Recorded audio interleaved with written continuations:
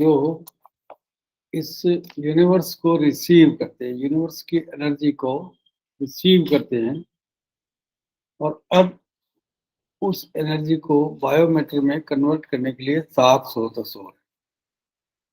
और रस रक्त मांस मेद अस्थि मज्जा शुक्र स्रोत।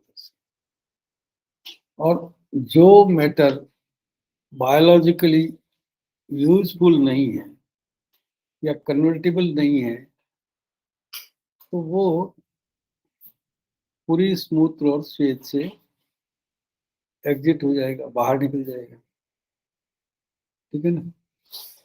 तो इस तरह से 13 स्रोतस है। 3 जो है वो स्रोतस इस नेचुरल एनर्जीज को या मेगा एनर्जीज को बॉडी में इनटेक करते हैं,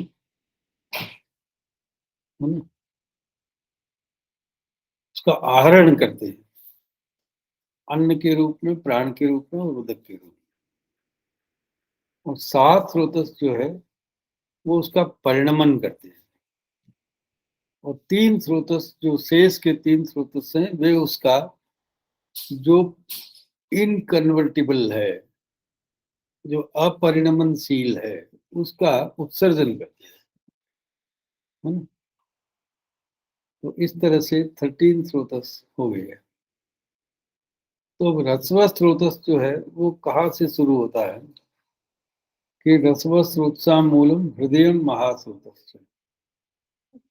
अन्न के ग्रहण करने के बाद रस के निर्माण की जो परंपरा है वो बहुत लॉन्ग मैकेनिकल, केमिकल, फिजिकल, है ना, प्रोसेस है।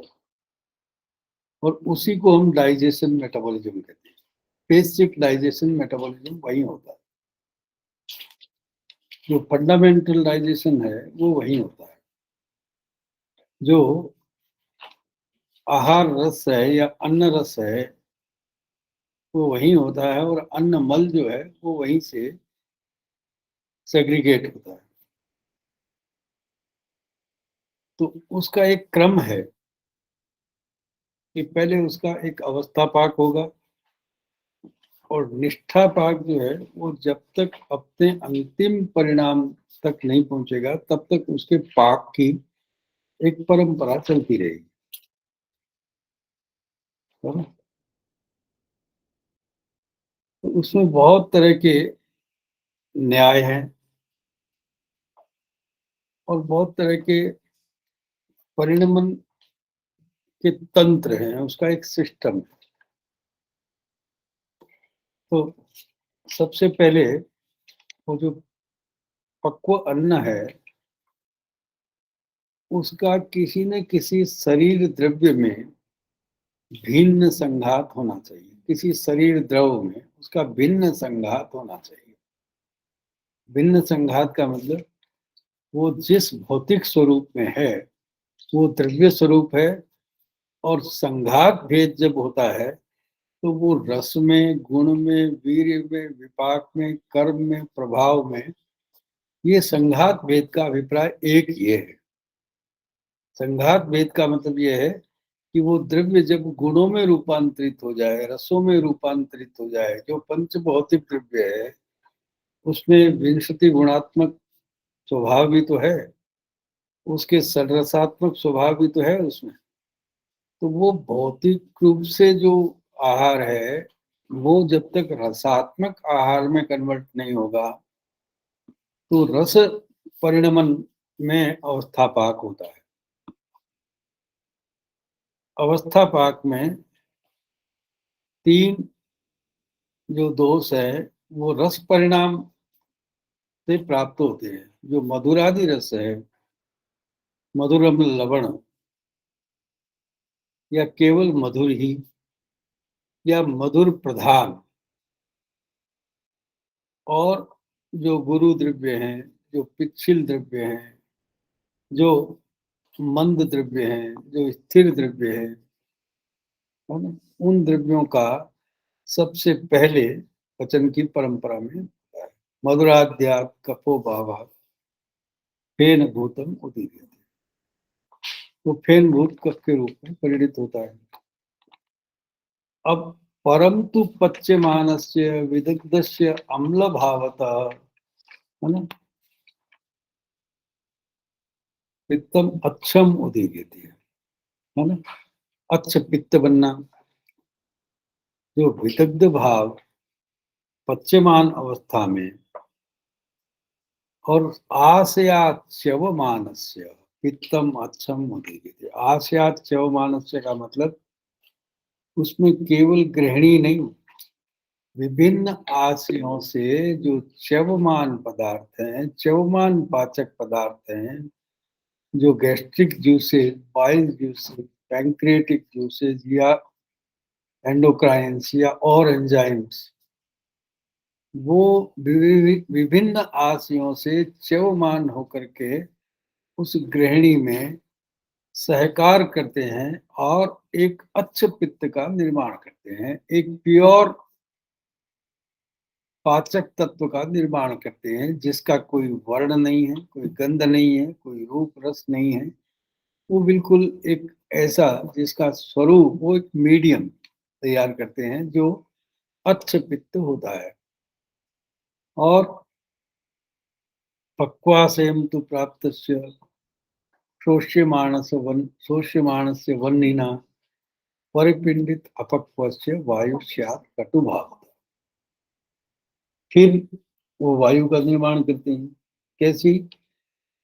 कि जब मलों का पिंडी भवन हो जाता है, पक्वाशय में जो पच्यमान है वो पक्वाशय को प्राप्त होता है, और तो वो पक्व अवस्था में प्राप्त होता है, तो उससे पहले पक्व का सृजन होता है।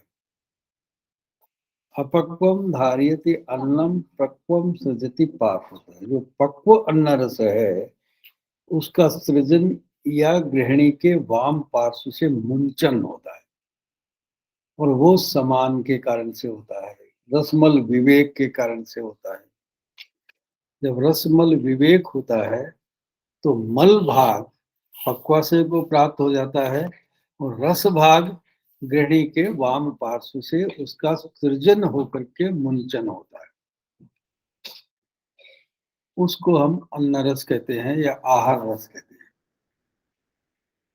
और वो प्रसाद कहते हैं। और बाकी जो शेष बच गया है, जो समान के द्वारा विविक्त है, सेग्रीगेटेड है, एनालाइज्ड है, उसको पक्वा से प्राप्त करता है, और वो पिंडित होना है।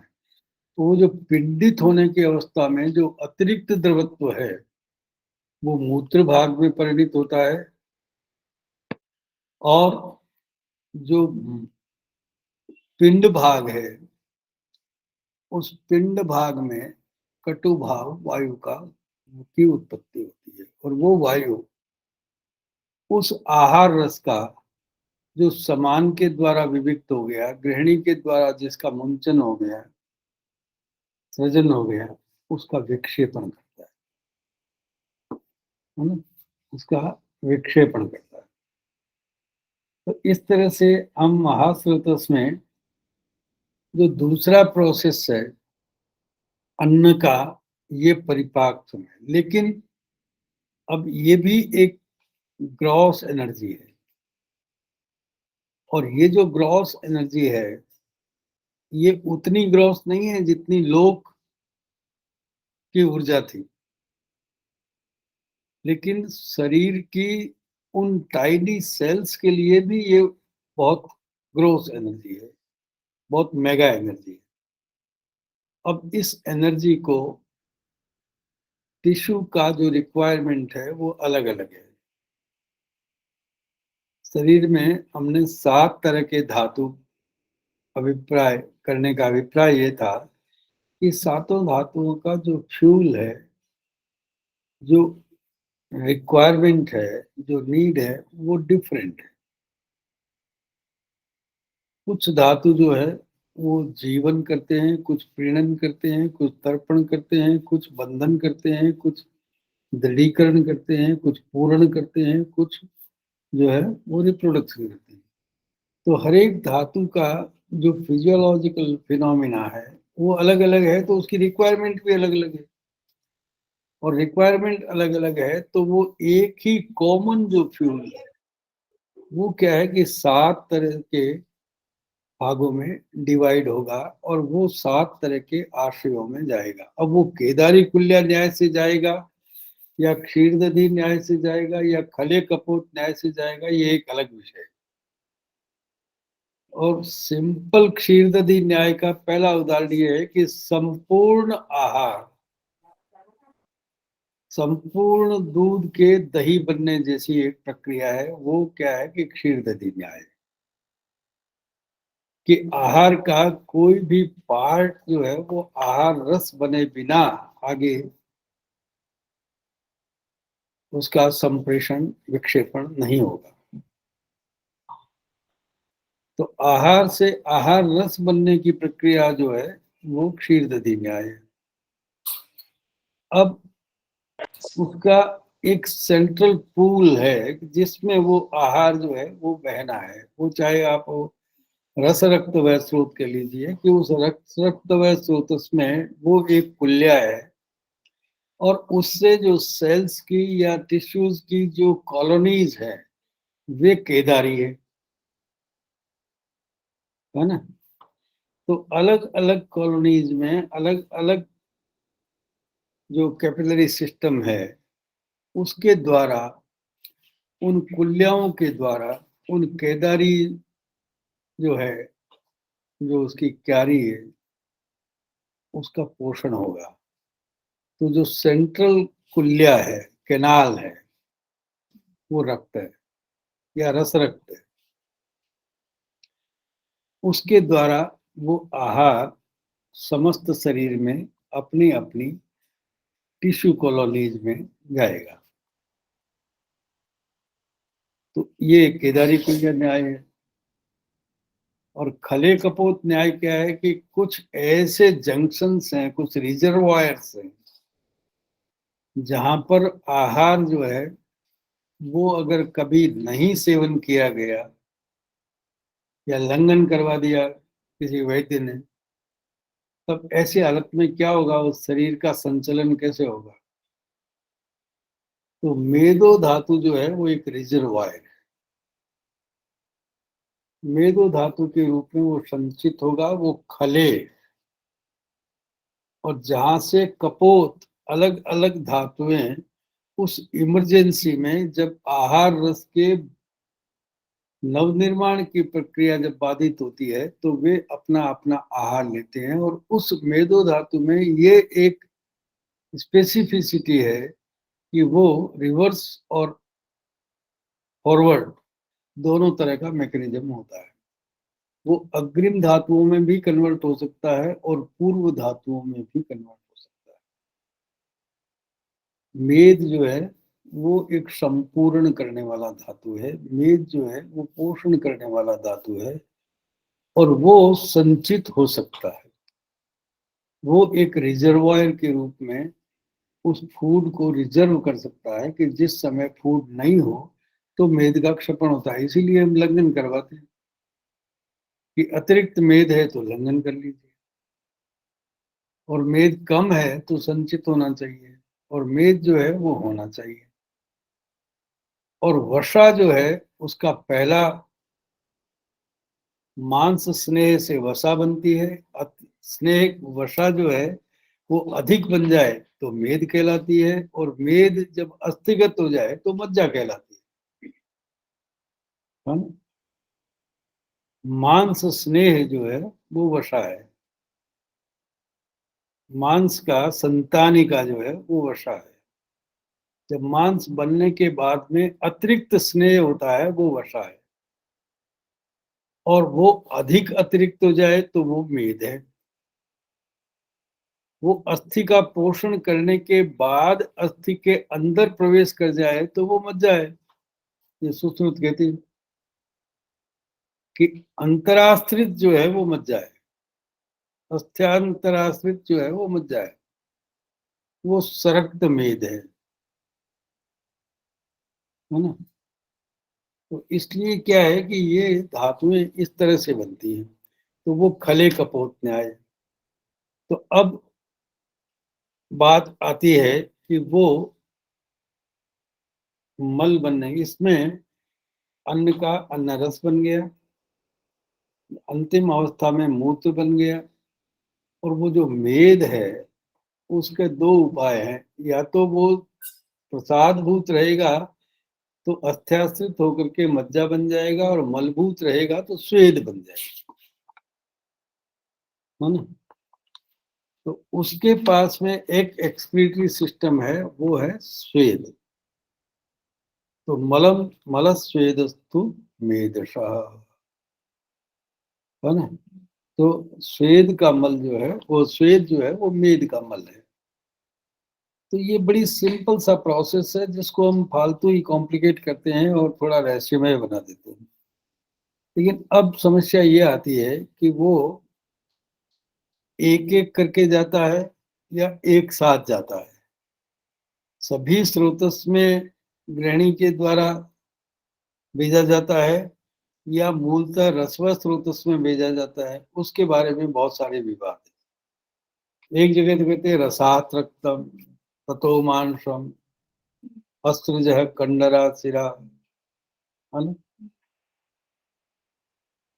तो रस से रक्त, रक्त से मांस, ये एक क्रम परिणाम पक्ष है।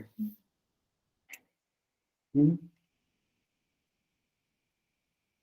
दूसरा पक्ष ये है कि वो एक साथ होता है। तीसरा पक्ष ये है कि वो टारगेट अगर आप उसको कर दो तो सीधा वाजीकरण शुक्र को भी प्राप्त होता है। मांसम मांसम ब्रंगयति, मांस सीधे मांस का भी ब्रंगन करता है। अस्थि अस्थिम ब्रंगयति।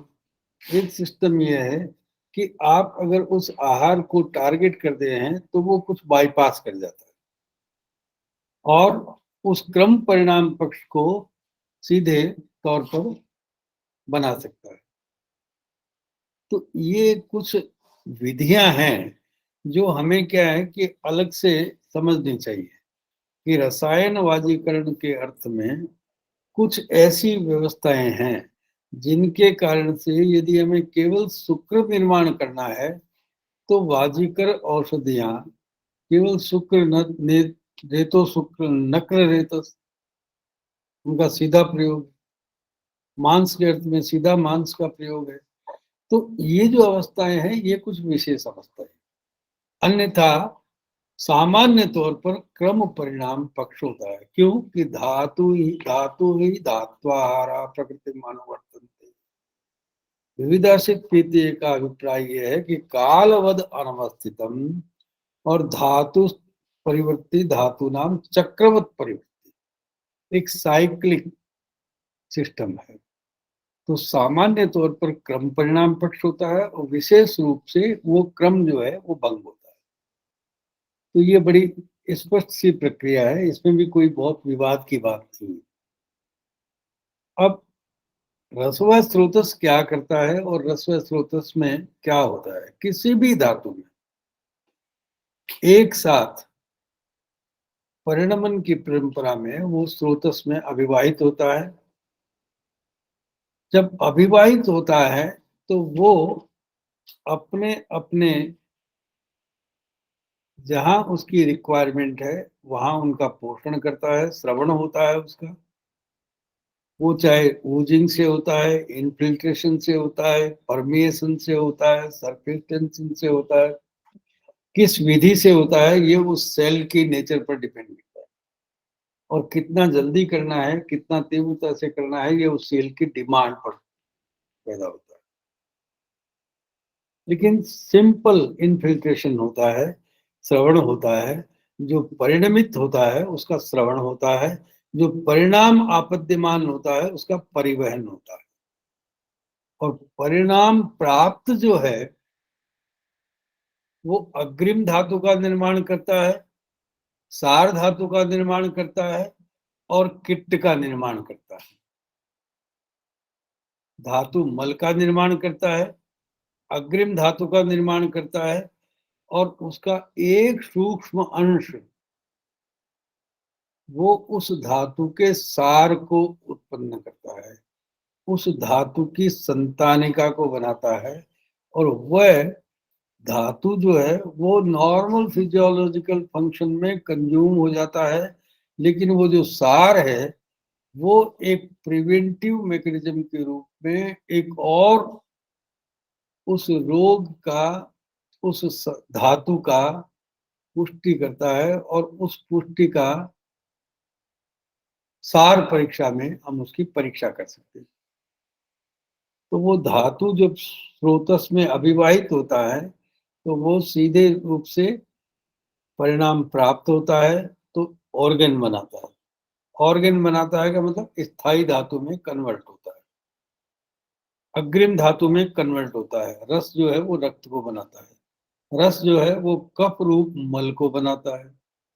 जो रस परिणमनशील नहीं हो रहा है वो मलभूत कफ को बनाता है, और वो रस अपने सारभूत तत्व को भी बनाता है। तो ये प्रोसेस हर एक धातु में होगा कि उस धातु का निर्माण, उस धातु से बनने वाले अवयव का निर्माण, उस धातु का अग्रिम धातु का निर्माण, उस धातु के मलभूत तत्व का निर्माण, और उस धातु के सारभूत तत्व का निर्माण। और ये सारी प्रक्रिया स्रोतस में होती है। अब इसमें भी एक विवाद ये है कि हर एक धातु का अपना ओज होता है, तो हर एक धातु का अपना सत्व भी होना चाहिए। हर एक धातु सत्व के निर्माण में काम करता है, या सभी धातुओं के सारभूत तत्व बनने के बाद अंतिम धातु का सारभूत तत्व ओज है। तो सुश्रुत तो यही कहता है, यत् परम तेजो भूत शुक्रांतानाम धातुनाम यत् परम ओजा तत् खलु ओजा। जो परम तेज भूत शुक्रांत धातुओं का जो अंतिम सारभूत तेज भूत जो तत्व है उसको हम ओज कहते हैं। तो शुक्र का कोई मल नहीं होकर के शुक्र का ओज कहा जाता है। लेकिन कुछ लोग ये कहते हैं कि नहीं, हर एक धातु जो है वही सत्व के निर्माण में अपना पार्टिसिपेट करता है। तो ये कुछ भी मान लीजिए, इसका मतलब ये है कि वो जो रसोज है वो भी उस ओज का एक बिंदु है, एक पार्ट है, एक कंपोजिशन है। वो जो सत्व है वो अष्टमो सार है। अष्टमो सार का मतलब हर एक धातु का एक टोकन, हमने एक बिंदु मान लिया कि वो हर बिंदु उस ओज के निर्माण में, उस पर ओज के निर्माण में अपना कंट्रीब्यूशन करता है। तो हर धातु का ओज बनता है। रस धातु का रसोज, उसका मल कफ, उसका अग्रिम धातु रक्त, और स्थायी धातु हृदय। ठीक है। तो इसी तरह से रक्त धातु में जो स्थायी धातु है वो उसकी रक्त कणिकाएं, और अग्रिम धातु मांस, और मल धातु पित्त, और रक्त ओज, है ना। तो ये सारी प्रक्रियाएं जो है वो एक एक धातु में आराम से समझी जा सकती हैं। तो ये सारी प्रक्रिया उन धातु है स्रोतस में होती है जो उस कॉमन बायोलॉजिकल फ्लूइड को अपने अपनी स्रोतस की विशेषताओं के कारण से वो धातुओं में कन्वर्ट करती है। लेकिन मूलतः रस धातु जो है वो उसी तरह से सुप्रीम है जैसे इंद्रियों में त्वचा सुप्रीम। इसलिए रस धातु जो है वो आद्य धातु है। आद्य आहार परिणाम धातु रस नामान। इसलिए अधिकांश रोग जो है वो रसज रोग होते हैं। स्थौल्य और कार्य जो है वो भी रस निमित्त होते हैं, और रस के कारण से अनेक प्रकार के रोग, इसलिए उसकी सुप्रीमेसी है, बस इतनी बात है। बाकी सब धातुएं जो है वो समान रूप से काम करती हैं। अब बात यह है कि जब धातु बन गए हैं और धातुओं के सार बन गए हैं और सार से सत्वसार हो गया है, तो ये जो एक लेवल तक का निष्ठापात इसको कहते हैं, ये निष्ठापात।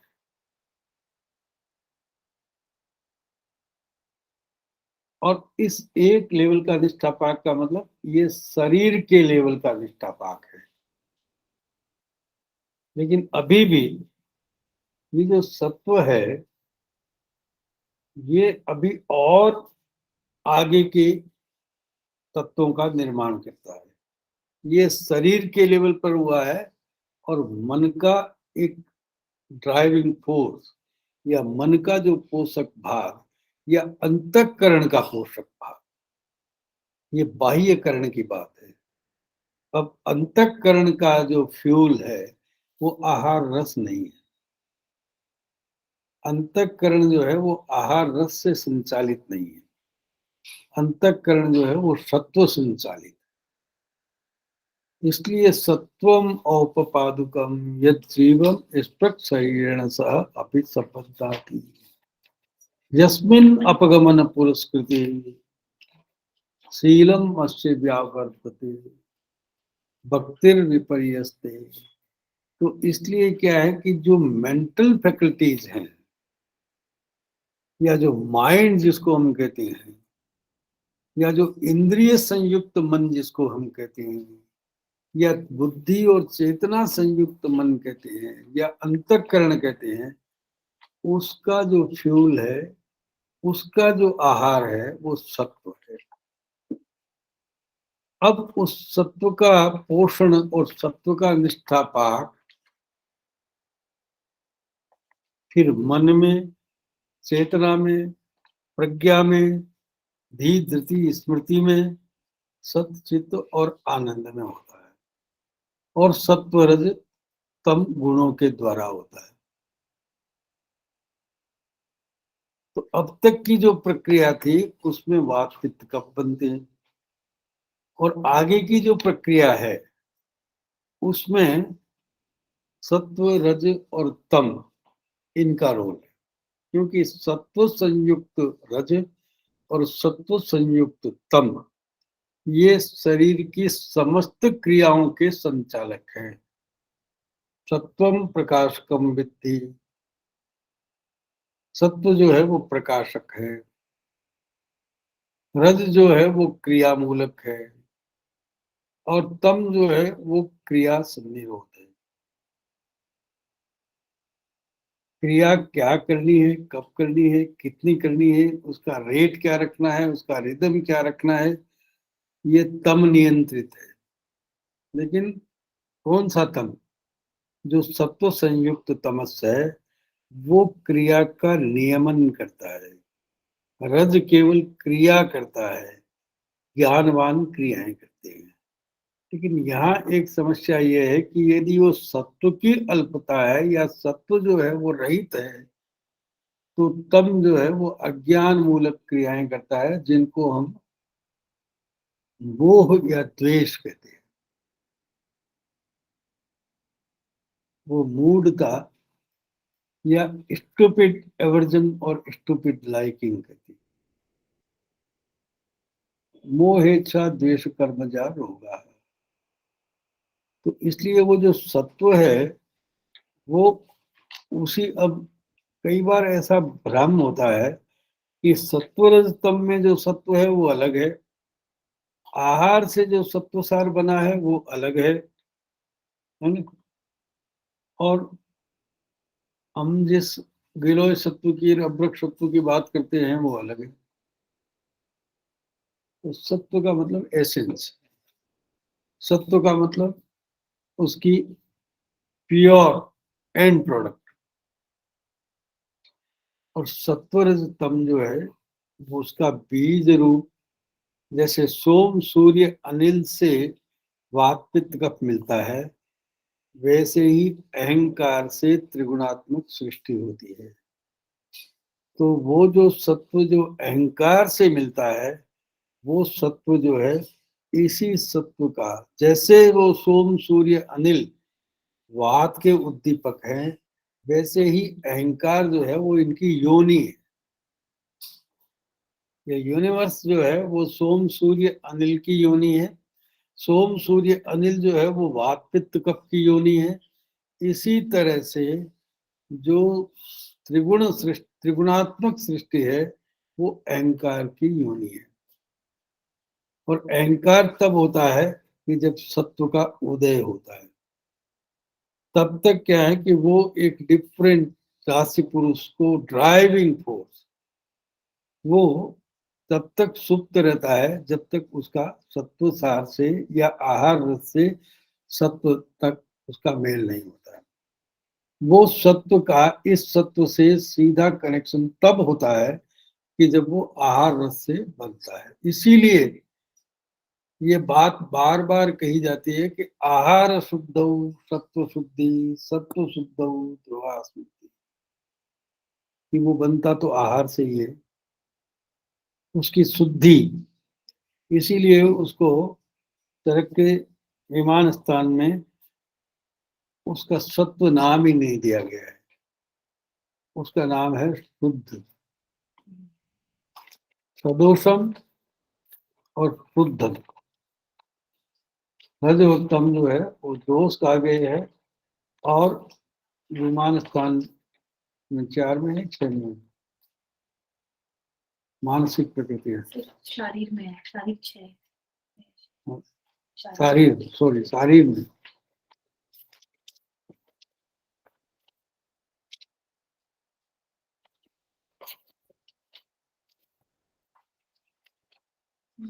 हम्म, 4 में है सर, चरक शारीर 4 में। हाँ, 4 में है। हाँ सर। चरक शारीर 4 में। वहां पर क्या लिखा है? शुद्धम, जी सर। राजसम, तामसम। वहां सत्व नाम नहीं है उसका। नहीं सर। शुद्धम है। शुद्धम का मतलब प्योर एसेंस। और वो सब कहाँ से बनता है? इस आहार रस से। जैसे अच्छ पित्त बनता है, वो अच्छ पित्त का जो शारीर अच्छ पित्त है, वही मानस अच्छ पित्त जो है वो शुद्ध है, सत्व है। बस हम चिकित्सकों के लिए ये आवश्यक है, बाकी सब अध्यात्म विज्ञान है ना। भूतेभ्यो ही परम यस्मात् नास्ति चिंता चिकित्सक, उस अध्यात्म विज्ञान में नहीं जाना है हमें। हम केवल भूत के लेवल तक जा रहे हैं अभी, नहीं तो उसका संकेत है वहां पर कि वो जिस तरह से अच्छ पित्त है वैसा ही शुद्ध सत्व है ना। और वो अच्छ पित्त जो है वो इस शरीर के अग्नि व्यापार को संचालित करता है, और वह शुद्ध सत्व उस मन या अंतःकरण या बुद्धि, इंद्रिय और चेतना के क्रिया व्यापार को संचालित करने वाला शुद्ध सत्व है, समझ रहे ना। और वह शुद्ध सत्व की ये प्रकृतियां है, और ये प्रकृतियां तमस सत्व से शुरू हुई है। तामसिक सत्व ये सब सत्व है, राजसिक सत्व, तामसिक सत्व, ये सत्व है। ये इसका नाम क्या लिखा है? त्रिविधम खलु सत्वम शुद्धम राजसम। हाँ, ये सत्व 3 प्रकार का है। एक शुद्ध है, एक राजसिक सत्व है, और एक तामसिक सत्व है। सत्व है उसके साथ में, समझ रहे ना। क्योंकि सत्व के संयोग के बिना तम और रज इसमें एनर्जी नहीं है, उसमें दोषित्व है, वो दोष है। वो रजस्तम एव च मानसो पुनरुद्दिष्ट रजस्तम एव च, ये दोष कहे जाएंगे, है ना। इसलिए क्या है कि यहाँ पर ध्यान रखने की बात यह है कि वे तामसिक सत्व या वे सत्व है, वे वानस्पत्य पाशव, मात्स्य, राक्षस, गंधर्व, शकुन, पिशाच, ये सब सत्व हैं। और ये भी लिखा है कि तानि सर्वाणि सत्वानि भवन्ति एक पुरुषे। वो सब एक पुरुष में ही होते हैं, ऐसा नहीं है कि तुम में नहीं है या मेरे में नहीं है। क्या वो सब होते हैं एक पुरुष में? कितने नंबर? 3 नंबर। चरक शारीर 3:16 पढ़ो एक बार, श्लोकम। पढ़ो एक बार। नानाविधानि खलु सत्त्वानि तानि सर्वाणि एकपुरुषे भवन्ति हाँ, न च भवन्ति एक एककालम्। वो सब एक ही पुरुष में रहते हैं, ये सारे सत्व। एक ही पुरुष जो है वो कभी गधा है, कभी घोड़ा है, कभी आदमी है, कभी राक्षस है, कभी पिशाच है, कभी देवता है, कभी किन्नर है, कभी गंधर्व है, कभी इंद्र है, कभी वरुण है, कभी आर्ष है और कभी ब्रह्मा भी है। लेकिन न भवन्ति एक कालम, एक समय में नहीं होता है। तो फिर हम इसकी प्रकृति का निर्धारण करें, कैसे करें? कि एकम तो प्रायो वृत्तिया है कि most of the life time वो किस सत्व कोर के रोल में है। बहुत सारे पुरुष जो है वो most of the life time Matsya सत्व में या पाशव सत्व में रहते हैं, तो वो पशु कहलाएंगे। आदमी होते हुए भी, पुरुष होते हुए भी।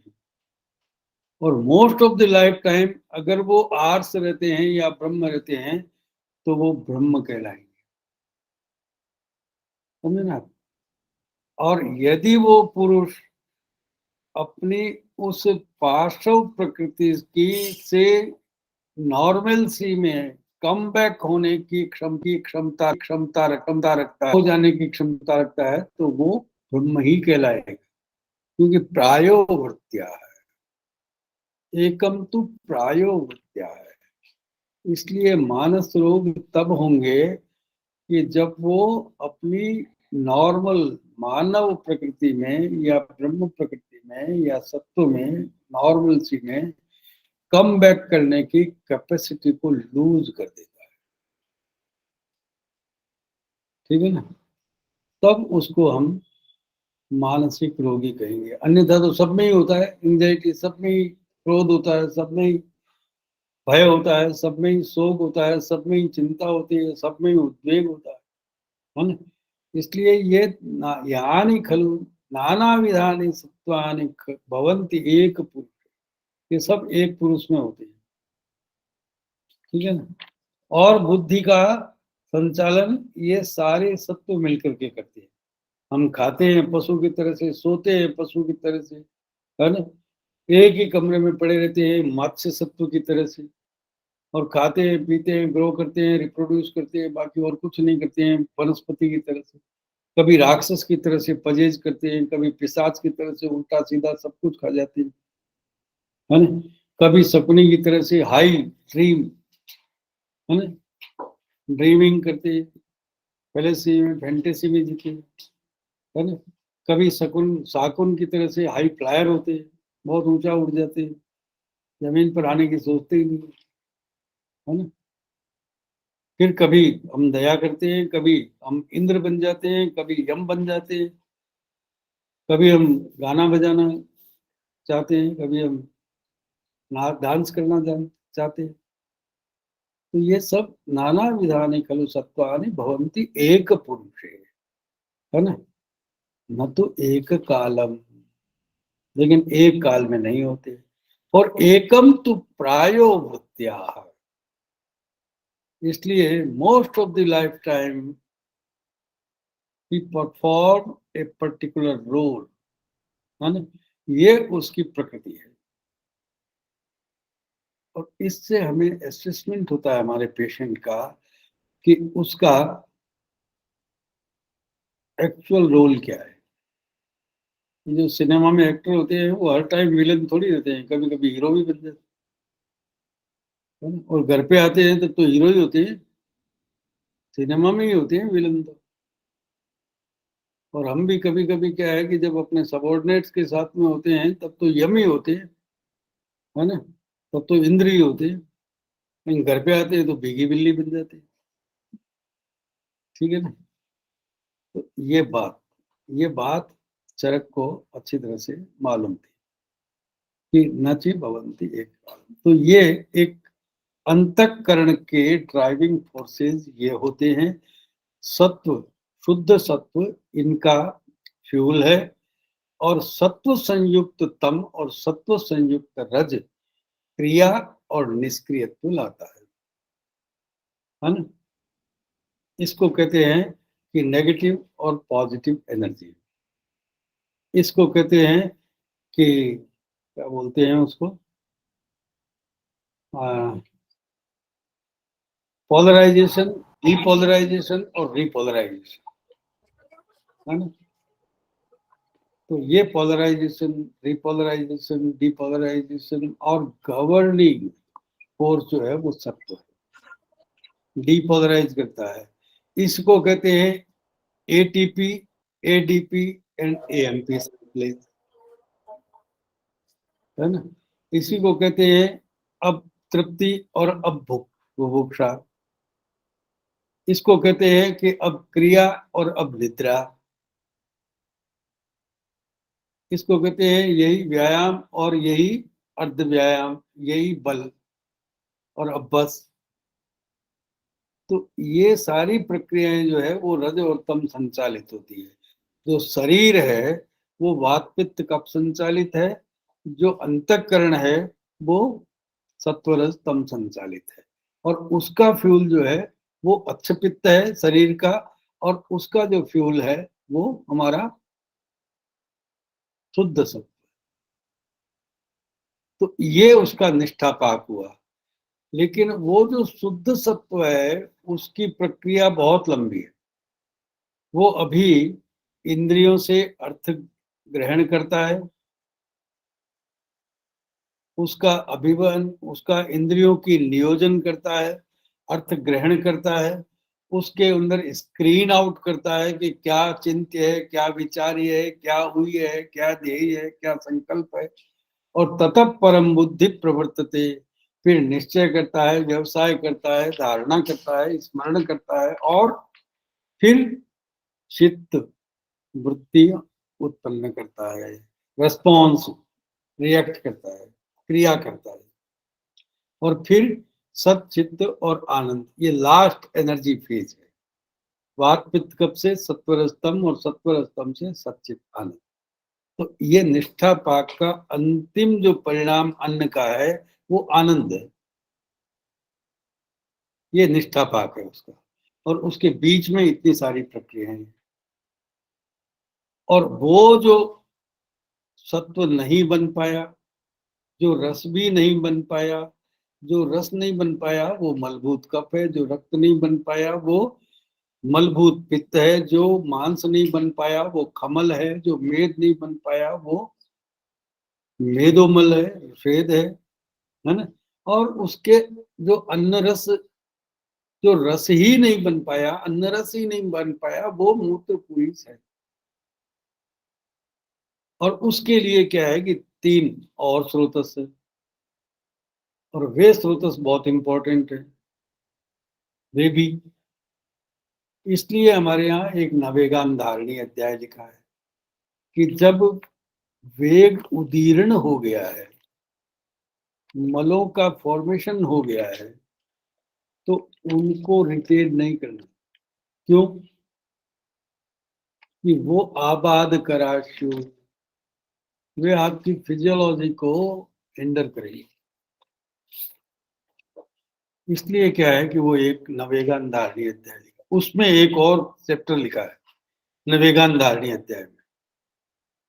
किसी ने शायद उस पर ध्यान दिया या नहीं दिया, लेकिन उसमें दिया है कि किन मित्रों के साथ रहना चाहिए और किन दुष्टों से बचना चाहिए।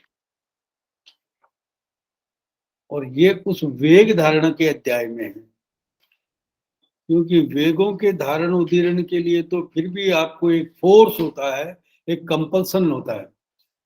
लेकिन मित्र बनाने की या दुश्मन बनाने की जो है ना, वो इतनी एक सहज प्रक्रिया है कि वो बहुत आसानी से बना लेंगे, और वो भी शल्य की तरह से। और वो भी क्या है कि उसी वेग धारण के समान ही, एक तो होता है जेनेटिक्स और एक होता है एपिजेनेटिक्स। और एपिजेनेटिक्स जो है वो कंपनी से बनता है। इसीलिए हमारे अध्यायों में सब जगह एक ही बात लिखी है, सताम सेवनम अशताम परिवर्तन। अगर गुड कंपनी है तो वो आपका एपिजेनेटिक्स, उसका जो डेवलपमेंट है, उसका जो मेंटल डेवलपमेंट है, वो अच्छे रास्ते पर करेगा, और बैड कंपनी है तो उसको गलत रास्ते पर ले जाएगी। इसलिए उस अध्याय में सन्मित्र और कुमित्र के लक्षण लिखे हैं, किससे बचना चाहिए, किनका संग्रह करना चाहिए और किसका निग्रह करना चाहिए।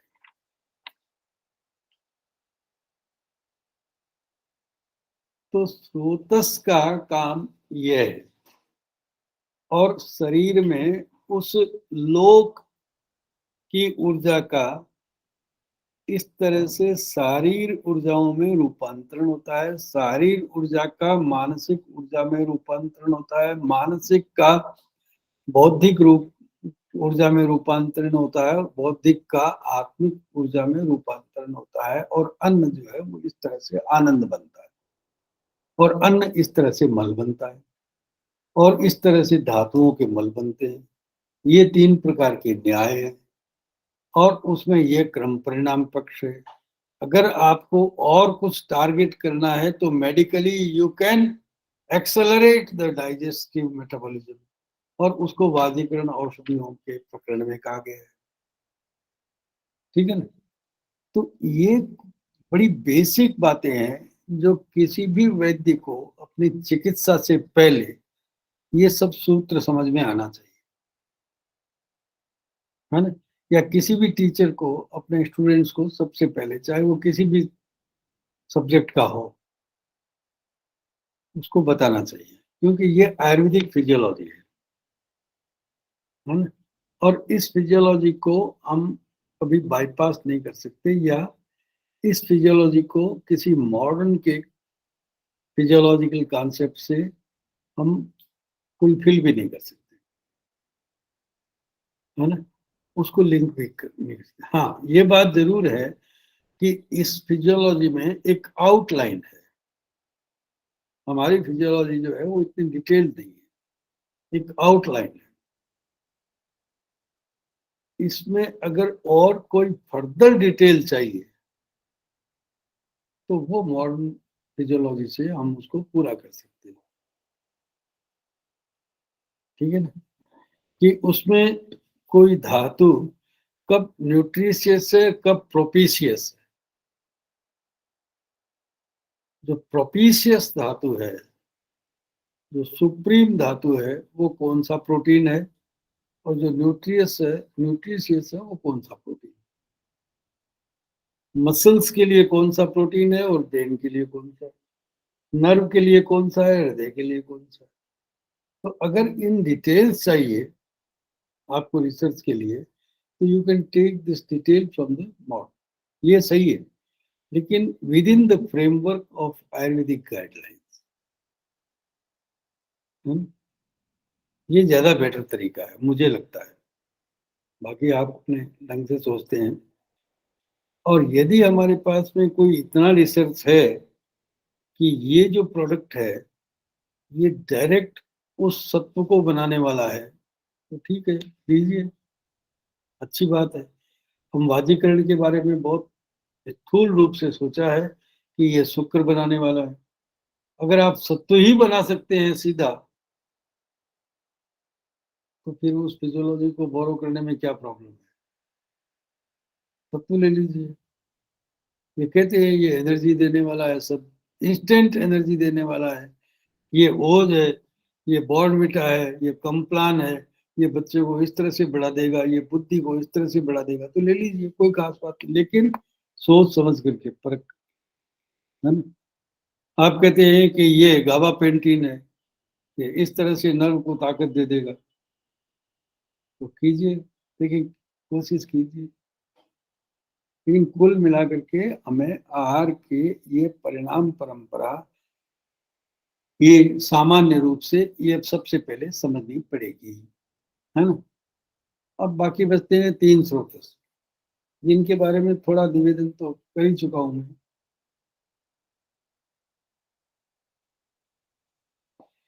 कि पुरीश्वर स्रोतस जो है वो आपने देखा होगा कि शोणित किट्ट, कल हम बात कर रहे थे, शोणित किट्ट प्रभव उंडूक, वहां से शुरू होता है। अब पुरीश का अभिप्राय केवल आहार मल से नहीं है। पुरीश का मतलब यह है कि समस्त टिश्यूज का या समस्त सेल्स का मल। एक तो वो है जो स्रोतस में परिवाहित जो धातुएं हैं, जब स्रवित होती है, जब वो परिपक्व होती है, तो परिपक्वाश्च धातवः, वहां पर शारीरिक स्थान 5 में एक बात बताया है कि वे भी मल है। धातु जब उसकी एनर्जी कंज्यूम हो गई, होलो हो गया, तो वो मल है। ये शारीरिक स्थान कहता है कि अगर सेल ने किसी ड्रॉप को लिया और उसमें एनर्जी पार्ट कंज्यूम कर लिया, और अब वो क्या है कि होलो है, तो फिर वो परिपक्व से क्या लिखा है, परिणमतस्य तु आहारस्य गुणः शरीर परिपक्वाश्च धातवः प्रकुपिताः वातपित्त हाँ सर पहली पहला मल क्या है, परिपक्व से धातवः, धातवः, है ना। जो परिपक्व धातु, परिपक्व का मतलब यह है कि दे आर कंज्यूम, है ना, they are exhausted by the energy, वे सब भी मल है। और उन धातुओं को शोणित किट्ट कहेंगे, और वे जो शोणित किट्ट है उनसे उल्लूक बनता है, समझे ना आप। परिपक्वाश्च धातु है। दूसरा प्रकुपिताश्च वातपित्त श्लेष्माण। तीसरा बहिर्मुखाः पृथक जन्मानो, पृथक बहिर्मुखा, जो अब क्या है कि एग्जिट की तरफ मूव कर चुके हैं।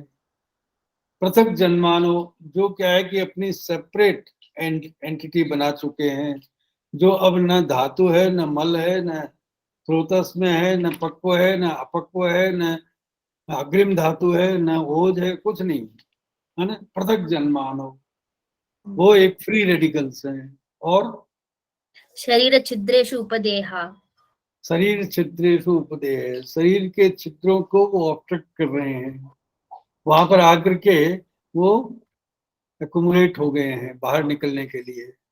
और ये च अन्येऽपि केचित् शरीरे तिष्ठन्तो भावाः शरीरस्य उपघाताय उपपद्यन्ते।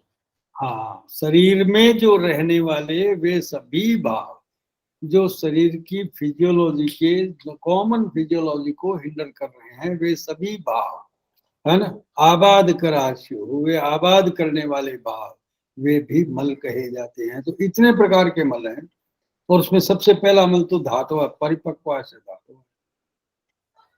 तो ये पूरी इसको भी कहेंगे, बहिर्मुख को भी कहेंगे, और इन सब का एक ही ग्रेटर एग्जिट है, वो है पूरी सरस्वती। इसीलिए हम शाखाओं से मलों को कोष्ठ में लाते हैं,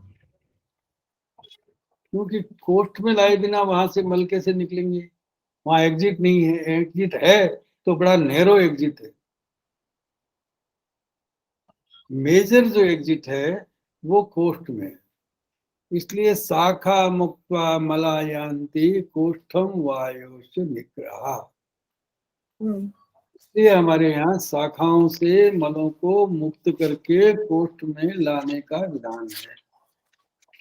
क्यों कि वो परिपक्वाश्च धातु है, यदि स्वतः नहीं आएंगे, यदि उसका वीनस रिटर्न पुअर हो गया है, यदि वो परिपक्व धातु वहां तिष्ठन्तो भावा, वहां रुक जाते हैं, तो वे शरीर आबाद कर होते हैं वे शोध करने वाले भाव होते हैं।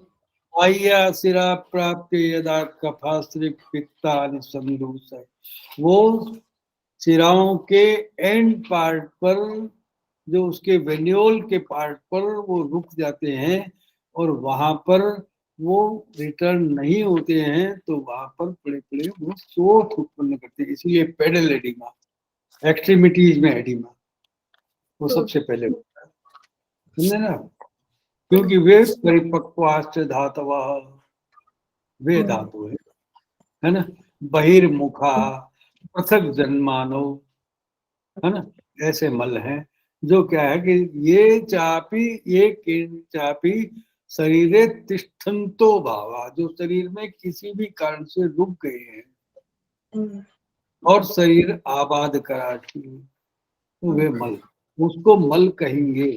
ये सारे स्थान 5 का कितना श्लोक है? शरीर स्थान का 6 का 17 श्लोक नंबर, समझ गए ना। तो उन पुरीश व स्रोतस की जो संरचना है उसके बारे में आपको ये क्लैरिटी होनी चाहिए कि पुरीश में क्या क्या है। और आप देख लीजिए पुरीश का इन्वेस्टिगेशन करके, उसमें कुछ डेड सेल्स होंगे, कुछ एपिथेलियल सेल्स होंगे, कुछ सिस्ट होंगे, कुछ जो है वो, और क्या क्या होंगे, है ना, उसमें पित्त भी होगा, उसका रंजन भी होगा। तो रंजन क्यों होगा? क्योंकि वो पित्त से ही तो आया है, वो अच्छ पित्त तो रह गया और मलभूत पित्त जो है उसमें आ गया। और वो पित्त कहाँ से आया? वो रक्त से आया, शोणित किट्ट से आया। इसीलिए हम शाखाश्रित कामला में तिल पिष्ट निभम यस्तु वर्चस्व काम है ना, शाखाश्रित पित्त कामला में वो मल का वर्ण जो है वो कृष्ण तिल जैसा हो जाता है। क्यों? कि वो शोणित किट्ट वहां नहीं आया, और वो शोणित किट्ट कहाँ रह गया? वो शाखाओं में रह गया, ऑब्स्ट्रक्टिव जॉन्डिस में रह गया। और ऑब्स्ट्रक्टिव जॉन्डिस में रह गया तो वहां पेट पित्त भाव है। वो शोणित किट्ट मतलब पित्त। शोणित किट्ट का मतलब क्या होता है? शोणित का किट्ट क्या है? पित्त है। कफ पित्तम मलखेसु स्वेदस्या नखरो है, तो वो रुक गया वहां पर। तो इसलिए ये पुरीश के बारे में जो अपनी कल्पनाएं जो है ना, वो इतना है कि बस स्टूल जा रहा है और भोजन से बना है, ऐसा नहीं है। हाँ, उसका मुख्य अंश जो है वो भोजन से बना है, लेकिन उसमें ये सब भी पूरी भाव, इसीलिए हम विरेचन को प्रिपेयर करते हैं, इसीलिए हम पूर्व कर्म करते हैं,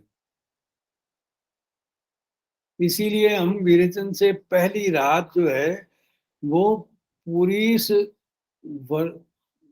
वृद्धिकर आहार देते हैं, मार्शप पूरी नाम, है ना, फिर उसकी प्रवृत्ति करवाते हैं। ठीक है ना। तो इसलिए हम कितने साइंटिफिक और कितना एक कंप्लीट विजन है हमारे पास में, समझ रहे हैं आप। तो इन सब चीजों को समझना चाहिए। अब दूसरी बात, परिपिंडित, अब वो पक्वाशय से मूत्र या किडनी से मूत्र, इसके बारे में द्विवेदी जी उस दिन बता रहे थे, वो बहुत अच्छी कल्पना है। मूत्र वह स्रोतस के मूल क्या है?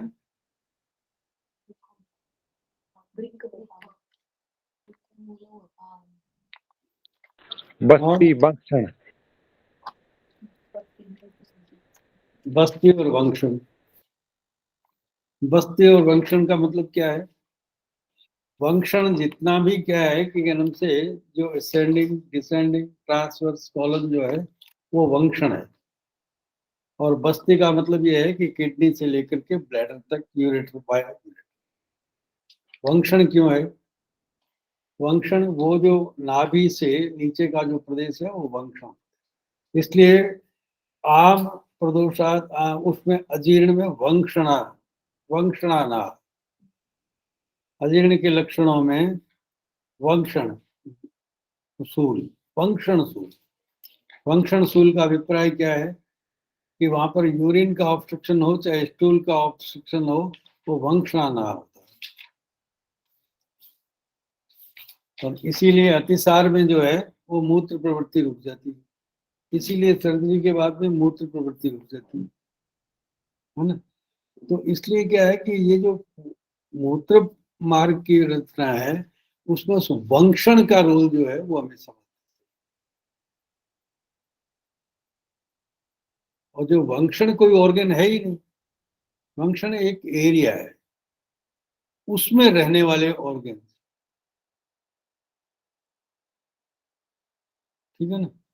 तो इसलिए क्या है कि ये भी एक परिकल्पना है। और बहुत सारे साइंटिफिक जो पेपर्स हैं उसमें ये प्रूव हुआ है, लेकिन आयुर्वेद वाले ही नहीं समझ रहे इसको, बाकी तो सब समझ। तो ये मूत्र और श्वेत स्रोत उसके बारे में अब आपको कुष्ठ में जाना पड़ेगा, जहाँ स्वेदावरोध होता है, जहाँ ज्वर होता है, वहाँ कुष्ठ होता है। वहां समझना पड़ेगा कि जितने क्या है कि जो डर्मेटाइटिस होते हैं उन सब का कारण ही वही है। और प्रमेय में भी, और बहुत सारे ऐसे रोग जिनमें श्वेत दौर्गंध्य होता है, स्थौल्य में भी। तो इसलिए क्या है कि इसकी क्या, और व्यायाम में भी ये श्वेत क्यों आवश्यक है और कितना आवश्यक है, कब रुकता है, कैसे ठीक होता है, और उसकी अग्नि क्या है, उसको प्रॉपर कैसे किया जा सकता है। तो ये जो ग्रॉस मोटा फिजियोलॉजिकल बेसिस है, ये अगर हम समझ जाएंगे तो हमारे लिए निदान भी आसान है, चिकित्सा भी आसान है ना। इसलिए in first two lectures I have given the basic idea about the digestion metabolism, R part to Nishtha part, Avastha part to Nishtha part, within the body and within the mind, है ना। तीन universal powers, तीन bodily powers, तीन mental powers, और तीन आध्यात्मिक powers, energies. इसके बनने का ये क्रम, इसके डिस्ट्रीब्यूशन के ये चैनल्स, इसकी फॉर्मेशन का ये रास्ता, ये एक समझने की बात है। Thank you very much. आपका कोई प्रश्न हो तो बताइए। ठीक है, ठीक होगा, समझ गई क्या? जी सर, जी सर, थैंक यू सर। बताइए।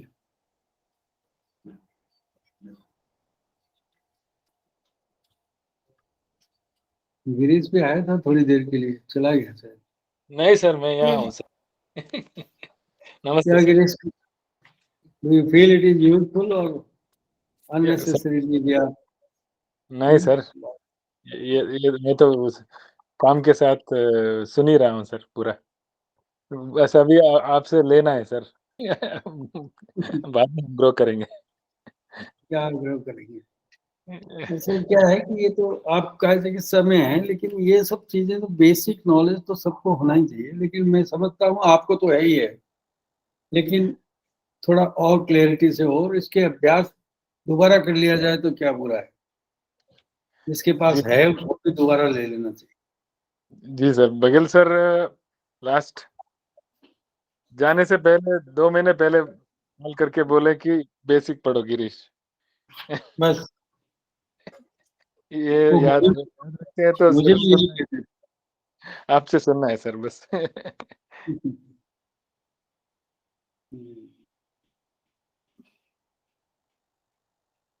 ओके। और किसी को कुछ क्वेश्चन तो पूछ सकते हैं। Mic you can open the mic and please ask the question to sir. Yes.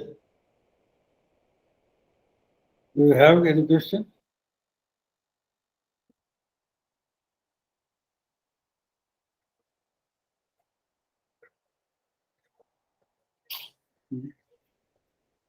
प्रश्न का समाधान ही हो गया है या कुछ इतना हुआ कि प्रश्न बने ही नहीं, या तो समझ ही नहीं आई तो प्रश्न बने ही नहीं, या इतना क्लियरिटी हो गई कि अब प्रश्न का कोई चांस ही नहीं है, क्या पता नहीं क्या बात।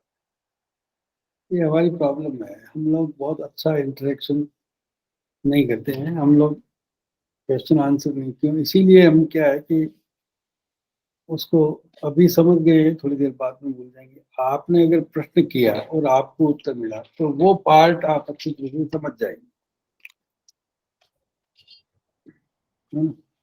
अदरवाइज क्या है कि ये थोड़ी देर के लिए मेमोरी में रहेगा और फिर उसके बाद में हम, ये सस्टेनेबल नॉलेज नहीं। जो सस्टेन वो करता है कि what we see, what we art and what we gain in answer. चलिए, thank you very much Chris. Thank you sir. धन्यवाद सर। Thank you sir. प्रणाम सर। नमस्ते नमस्ते। Can I leave it? जी सर, थैंक यू सर, प्रणाम sir. प्रणाम sir.